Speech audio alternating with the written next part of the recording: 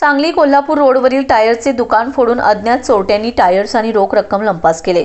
या प्रकरणी आदर्श अनंत भोसले वय 23 राहणार किर्लोस्करवाडी साई कॉलनी तालुका पलूस यांनी सांगली शहर पोलीस ठाण्यात अज्ञात चोरट्यांच्या विरोधात फिर्याद दिली। फिर्यादी यांचे सांगली कोल्हापूर रोडवरती उदय हॉटेल समोर वैशाली टायर्स नावाने दुकान आहे।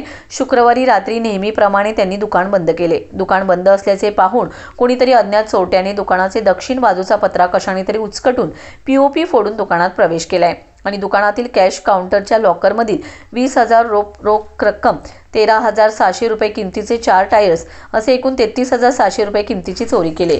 फिर्यादी यांनी रविवारी सकाळी 9:30 वाजता दुकान उघडले असता चोरीचा हा प्रकार उघडकीस आलाय। दुकानात कोणकोणत्या वस्तू, किती रक्कम चोरीस गेले याची पाहणी करून त्यांनी सांगली शहर पोलीस ठाण्यात अज्ञात विरोधात फिर्याद दिली। त्यानुसार पोलिसांनी गुन्हा दाखल केला असून पोलीस पुढील तपास करीत आहेत।